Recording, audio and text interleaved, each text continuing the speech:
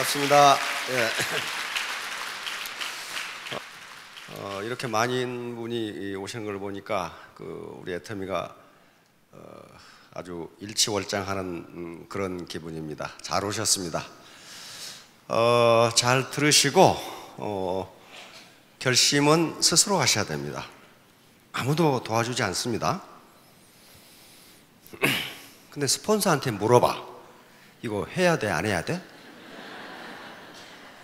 스폰서가 해 그랬거든. 근데 하니까 잘 안 돼. 그래서 나중에 둘이 싸워. 니년이 허락해놨고 내가 지금 이렇게 합니다. 근데 최종 결심은 자신이 해야 돼요. 자신이. 아무도 도와주지 않습니다. 여러분, 레이건 대통령 다 아시죠? 그분이 어렸을 때 구두를 맞추러 구두가게 갔어.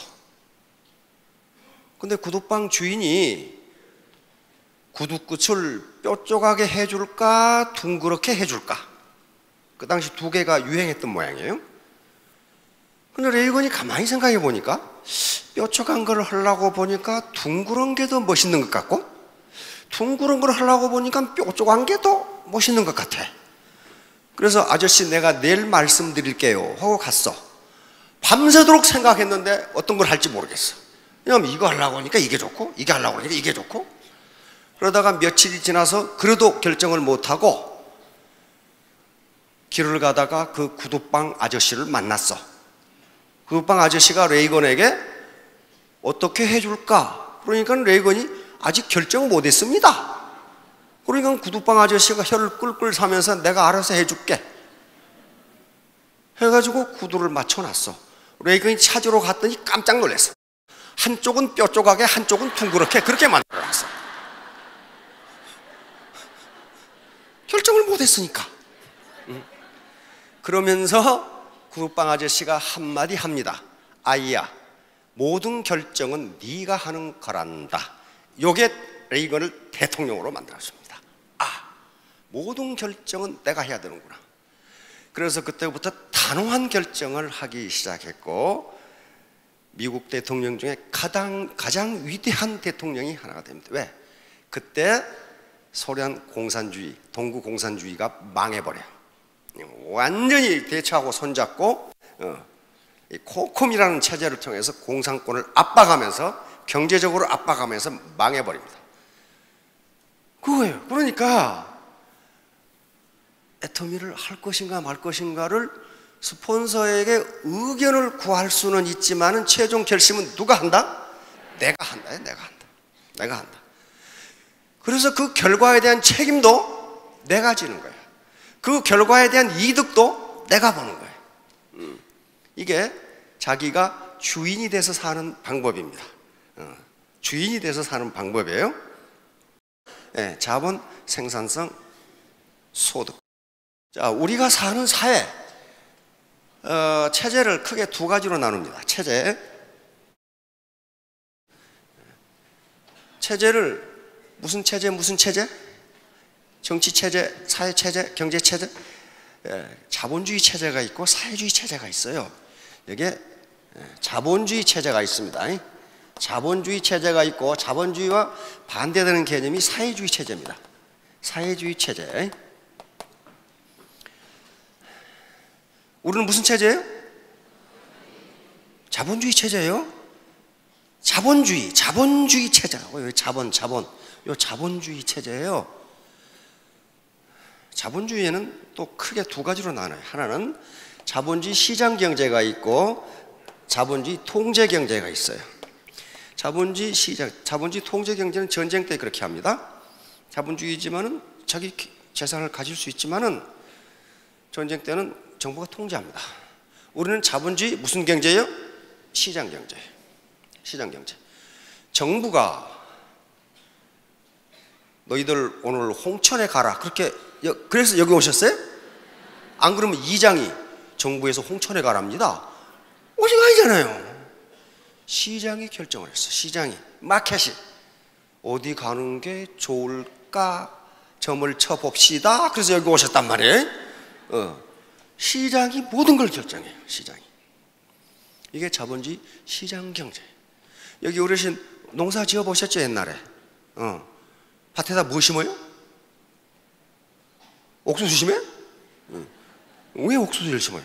옥수수를 심는 것이 가장 좋을 것 같으니까. 그렇죠? 누가 결정해? 시장이 결정하는 거예요, 시장이. 강원도에 보니까 소 많이 기르더라고요. 유구도 기르고 목장에. 그분이 왜 소를 길러? 소를 길러 파는 게 시장에서 가장 좋으니까 그러는 거예요. 돼지를 기르는 게 좋다면 돼지 길러요. 그걸 군수님이 오셔가지고 당신 돼지 길러 안 그런단 말이에요. 자본주의인데 시장 경제니까 이거 자기가 결정해요. 자기가. 아무도 결정해 주지 않습니다. 레이건의 구두가 뾰족한지 둥근지 그건 지가 결정하는 거예요. 미국은 전형적인 자본주의 시장 경제거든요.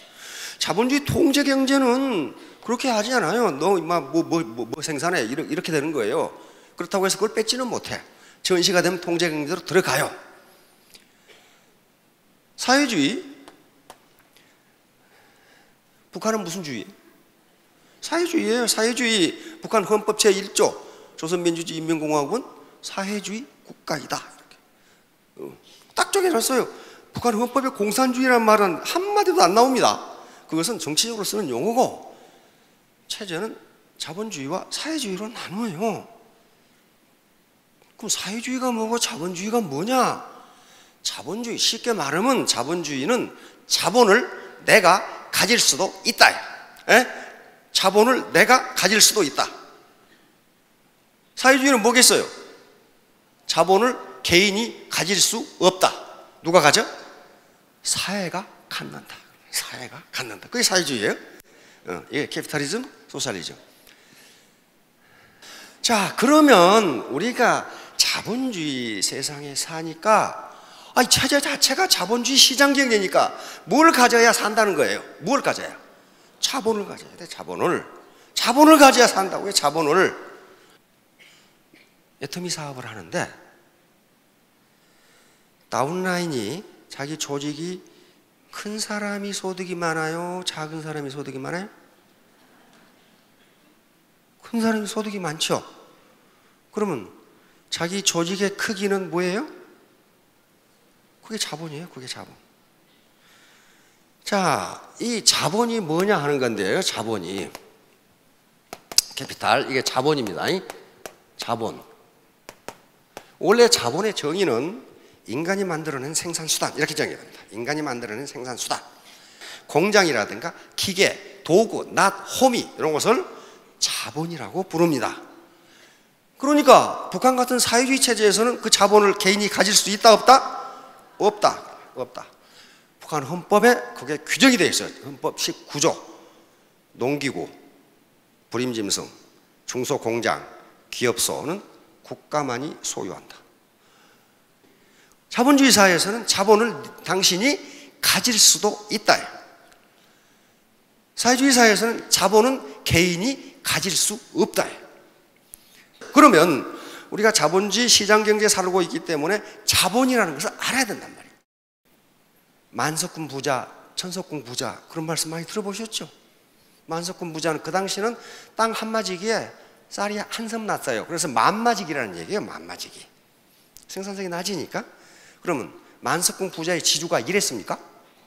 일 안 해요. 왜? 자본에서 소득이 들어오니까 그래요. 자본에서.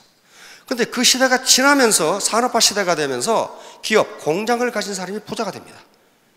지금은 공장을 가진 사람보다 더 부자가 있어요. 누구예요? 빌 게이츠 들어보셨죠? 빌 게이츠 뭐 하는 사람이에요, 그 사람? 마이크로소프트 사장이에요. 그렇죠? 그 공장 없어요. 아무것도 없어. 그런데 세계 최고 기업 가치를 가지고 있어요. 아마존 아무것도 없어요. 다시 말하면 오늘날의 부자는 지식을 가진 자야. 지식을 가진 자. 다시 말하면 정보와 지식을 가진 자. 다시 말하면 창조성을 가진 자. 이렇게 된단 말이에요. 이렇게. 그러니까 부자의 개념이 자꾸 바뀌어요. 그러면 자본의 개념도 자꾸 바뀐다. 그러면 아이고 이거 큰일 났다. 나는 우리 아버지한테 공장도 뭐 물려받고 땅도 못 물려받고, 그렇다고 아버지가 주식을 물려주신 것도 아니고, 무슨 책을 베스트셀러를 써가지고 로얄티를 물려주신 것도 아니고, 나는 이게 큰일 났구나. 큰일 난 게 아니고 다행히 이 시대에 태어나신 거 아주 다행이죠. 과거에는 그게 없으면요 평생 가난뱅이로 살아요. 그런데 지금 세계적인 부자들은 공장을 가졌거나 뭘 가졌거나 하지를 않아요. 전부 다른 자본을 가지고 있어요. 예를 들어 봅시다. 게으른 사람이 애터미 사업을 잘하겠어요? 부지런한 사람이 잘하겠어요? 그것도 분간 못하면 그건 또 아주 골치 아파요. 부지런한 사람이 라인 크기도 늘리고 단품을 팔아도 많이 팔아요. 그렇죠? 그러면 부지런하다는 것은 곧 내 소득을 올려주는 거예요. 그렇죠? 예. 소득은 이제 내 노동 시간과 내 자본의 함수입니다. 내가 가지고 있는 자본의 함수예요. 그러면 부지런하다는 게 그게 자본이 되는 거예요. 부지런하는 게 자본이 돼요. 겸손한 사람이 잘하겠어요? 교만한 사람이 잘하겠어요? 교만한 사람은요, 교만한 사람이 제일 싫어하는 사람이 교만한 사람이야. 또 저는 교만하면서 누구든지 교만한 사람은 싫어해요. 교만한 사람조차도 교만한 놈은 또 싫어해. 그러니까 겸손이라고 하는 것은 자본입니다. 왜? 생산성이 높아져요. 높아져. 정직한 사람이 잘하겠어요? 부정직한 사람이 잘하겠어요? 정직한 사람이 잘해요. 그런 것들을 자본이라고 그런다고요. 자본. 그러니까 그런 것들을 부모가 물려줄 수는 없어요. 부모가 너는 게으르게 살아라. 그런 부모가 어디 있어요? 지가 게으른 거지. 응? 아까 결단을 하는 사람과 결단을 못하고 우물쭈물하는 사람, 누가 잘 되겠나 이 말이야. 결단을 하는 사람이 잘 돼요. 그러니까 결단 그 자체도 자본이 되는 거예요. 그래서 이 자본의 개념이 하도 넓기 때문에 오늘날 이 말이 많은 거예요. 이렇게 해라 저렇게 해라. 자, 그러면 빈곤에서 벗어나고 내 소득이 높아지려면은 내 노동력이라는 파워는 내가 지금 가지고 있어요. 그렇죠? 자본주의 시장 경제에서는 아무도 내 노동력을 어디다 갖다 쓰라고 명령하지 않습니다. 자기가 쓰고 싶은 데 써요. 사회주의 통제 경제에서는 너는 어디 가서 뭐 해? 이렇게 결정되는데 그게 없어요. 그거 누가 결정해야 돼? 내가 결정해야 돼. 애터미 사업을 할 것인가 말 것인가도 내가 결정해야 돼. 거기서 나온 이득, 이것도 내가 갖는 거예요. 누구 안 줘요? 내가 갖는 거예요. 예, 자, 이거 봐요. 이분은 낫이라는 자본과 노동이 결합해서 일을 하는 거예요. 표 펼 수 있습니다. 이거 생산성이 있어요. 이분은 트랙터하고 같은 노동력인데 트랙터하고 결합해서 일을 해요. 이분이 무장한 자본은 낫보다는 훨씬 자본 집약도가 높아요. 그렇죠? 그러면 이분은 같은 일을 하는데도 이분보다 200배를 해. 200배. 생산성이 200배예요. 제가 듣기는 한 200배 된다고 그래.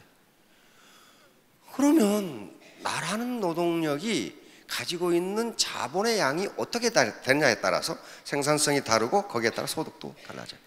이거 마찬가지예요. 이 두 부분은 리어카라는 자본을 가지고 물건을 나르고 있어요. 그렇죠? 이게 자본입니다. 자본이. 그냥 나르는 것은 노동뿐인데 리어카들은 자본을 가지면 훨씬 많은 짐을 나눌 수 있어요. 그러나 이분은 화물 트럭을 가지고 있어. 누가 더 생산성이 높을까 하는 것은 뻔하죠. 이게 자본의 개념이에요. 내가 가지고 있는 자본량에 따라서 생산성이 다르고 소득이 달라져요. 그래서 애터미는 글로벌 비즈니스입니다. 글로벌 비즈니스인데 상향 계층 이동을 할 수 있는 사다리가 될 수가 있는데 그 사다리를 올라가게 돼서는 반드시 자본 축적이 필요하다는 거예요. 자본 축적이 필요해요. 자, 그래서 이제 자본 축적을 하려면 공부라는 걸 해야 됩니다. 그런데 공부라는 개념이 현재 우리 사회에 일부를 공부라고, 머리를 써서 수학을 하고 영어를 하는 것만 공부라고 생각하는데 그게 아니라는 거예요. 영어로 study라는 말이 있는데 이걸 우리나라에 영어가 처음 들어왔을 때 저걸 뭐라고 번역할 거냐 하는 거예요. 뭐라고 번역할 거냐. 이 study의 뜻은 굉장히 많아요. 그렇죠? 그런데 중국에서는 이걸 염서, 리엔시라고 그러죠. 책을 읽다 이렇게 번역을 했어. 스터디를. 스터디에 책을 읽다는 뜻이 있죠. 번역한 거예요. 그 다음에 일본은 번역을 기가 막혀 있어. 벤교스루 하기 싫은 걸 억지로 하다. 참 번역하면 기가 막히게 했죠. 그런데 우리 조상들은 이걸 뭐라고? 공부라고 번역을 했어요. 이걸 원래 공부는 요겁니다. 이바지하고 돕다.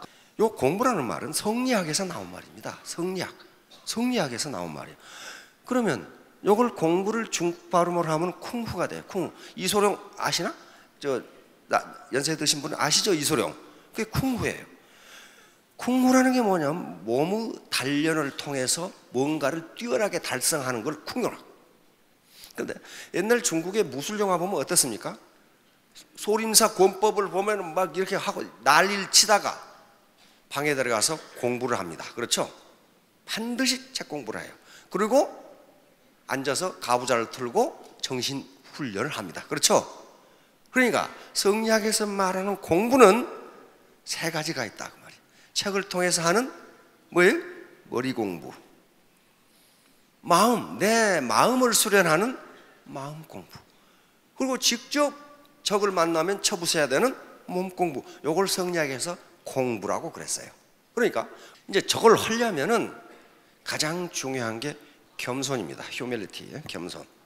이게 겸손하지 않으면요 공부라는 걸 할 수가 없어요. 자, 겸손하다는 것은요, 겸손하다는 것은 자신이 모르는 것이 많다는 것을 인정하는 걸 겸손이라고 합니다. 교만은 그 반대예요. 나는 모르는 것이 없다. 적어도 내 상대방보다는 많이 안다. 이게 교만이에요. 어떻게 많이 알아요? 많이 모릅니다. 절대로 그렇게 될 수가 없어요. 그렇게 될 수가 없어요. 대학 교수에게 자동차 고치라고 해보세요. 고칩니까? 못 고쳐요. 네트워크 마케팅, 애터미의 제품, 애터미의 시스템, 여기에 대해서는 아무리 하버드 대학을 나와도 여기 초등학교 나오신 스폰서보다 더 몰라요. 그렇죠? 모르는 거야. 그러면 그걸 스폰서에게 물어서 아는 거, 이것이 겸손이에요. 요거. 그러니까 자본 축적을 하려면은요 반드시 겸손해야 돼. 그래서 논어에 이런 말이 있어요.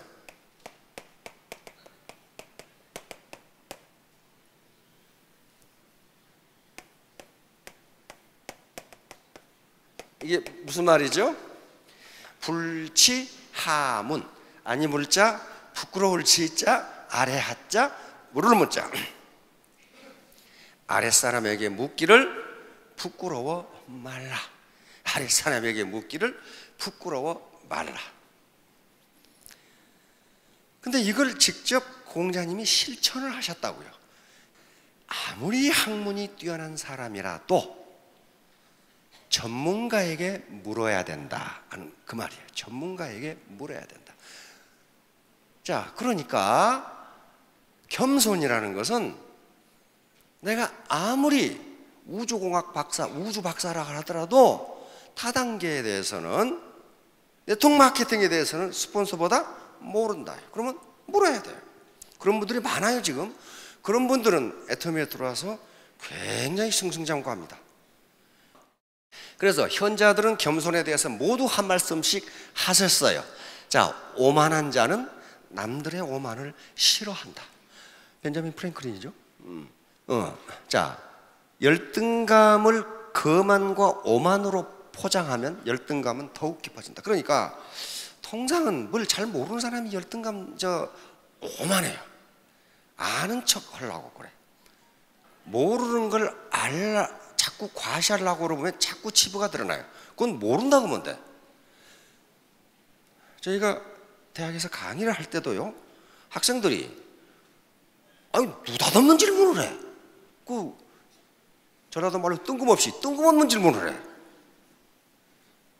그런데 몰라요. 모를 때 그걸 우물우물하거나 화를 내면 안 됩니다. 그건 내가 모르겠는데 알아가지고 다음 시간에 얘기해 줄게. 그러면 조용히 넘어가요. 근데 그걸 변명하고 말이야, 이 자식아 그걸 지금 질문이라고 하냐? 이렇게 되면은 이제 교수를 믿겠어요? 안 믿어요. 안 믿어. 자, 여기 겸손은 신이 인간에게 내린 최고의 덕이다. 예, 인도의 철학자 얘기. 겸손이 왜 현자들이 이렇게 겸손에 대해서 말이 많을까요? 그것은 그만큼 겸손하기가 어렵다 그 말입니다. 그게 쉬우면 이렇게 말 많을 필요가 없어요. 굉장히 어려우니까 그래요. 자, 다음. 변은 익을수록 고개를 숙인다. 이게 아주 진리예요. 빈 깡통이 시끄럽다. 깡통이 절반만 차면 제일 시끄럽답니다. 전혀 빈 것은 소리가 안 납니다. 그렇죠? 근데 절반만 차면은 제일 시끄러워. 그러니까 헛똑똑이가 제일 시끄럽다 그 말이에요. 헛똑똑이가. 전혀 모르는 사람 조용해. 우리 119 소방대원한테 물었어요. 그 사고 났을 때 그 가장 먼저 구제하는 사람이 누굽니까? 그랬더니 조용하게 있는 사람을 먼저 구제한답니다. 시끄러운 놈은 그놈이 지금 떠들 힘이 있다는 거예요. 놔둬도 안 죽는다는 거예요. 그놈은. 조용하게 있는 사람은 뭔가 좀 수상하다는 거야 이게. 그 사람을 먼저 구한다. 뭔가 지금 뇌를 맞았거나 뭐가 있는 거죠. 자, 이제 자본 축적을 위해서 공부를 해야 되겠죠. 자, 이건 잊지 마세요. 우선 쿨헤드, 이게 냉철한 이성이에요. 이게 머리 공부입니다. 뭐 알아야 되죠. 애터미의 시스템에 대해서 알아야 되죠. 이건 처음부터 다 알아야 된다 그런 거 아닙니다. 예. 그래도 점점 알아가야 돼요. 제품에 대해서 알아야 돼요. 자기 파트너에 대해서 알아야 돼요. 알아야 뭔가 시작해요. 머리. 그러나 머리만 가지고는 절대 성공 못해요. 이게 가슴이야. 쿨 헤드가 있으면 웜 하트가 있어요. 따뜻한 마음. 나 혼자 잘 먹고 잘 사는 게 아니고 내가 내 파트너들과 동반 성공을 해야 되겠다. 내가 그리고 내 제품을 이용하는 소비자들에게 내가 절대로 소리를 끼치지 않겠다. 가게에 도움을 주겠다는 생각. 이게요 장기적으로 이익입니다. 장기적으로 이익이에요. 그리고 머리로 생각하고 가슴으로 따뜻해도 엉덩이에 껌 붙어 있으면요 돈이 10원도 안 생겨요. 계속 움직여요. 머리 공부가 덜 되고 가슴 공부가 덜 됐더라도 몸으로 움직여야 돼요. 자전거를 머리하고 가슴으로 타보세요. 배워집니까? 안 배워져요. 넘어지면서 몸으로 배우면 초등학교 때 배우는 자전거는 60이 돼도 탈 수 있어요. 그러죠? 근데 안 배워놓으면 못 타요. 자, 자본 축적을 하려면은, 그러니까 자본주의 시장 경제이기 때문에 자본이 부족하면 우리는 소득이 적을 수밖에 없다. 이거 인정하시죠? 예. 내가 낫을 쓸 것인가 트랙터를 쓸 것인가. 나는 트랙터로 일하고 싶다. 그러면 트랙터를 가져야 된단 말이에요. 이게 자본이란 말이에요. 그러면 자본 축적을 하려면 어떻게 해야 되느냐? 공부해야 된다. 공부는 머리로만 가지고 하는 게 아니다 그 말이에요. 이 몸 전체로 하는 거다. 전체. 도덕성, 정직성, 용기, 인내 하는 게 전부 몸에서 나오는 거예요. 몸에. 그러니까 그런 것들이 전부 다 자본이에요. 그래서 머리 공부, 마음 공부, 몸 공부가 돼서 3년만 뛰시면은 여기 나중에 올라오실 겁니다. 자, 그래서 지금 당장 다짐을 하시기 바랍니다. 나는 3년 후에 나에게 스타마스타를 선물하겠다. 왜냐하면 그렇게 안 하면 내가 나에게 미안하니까. 예, 모두 3년 후, 5년 후에 스타마스타가 되시기 바랍니다. 감사합니다.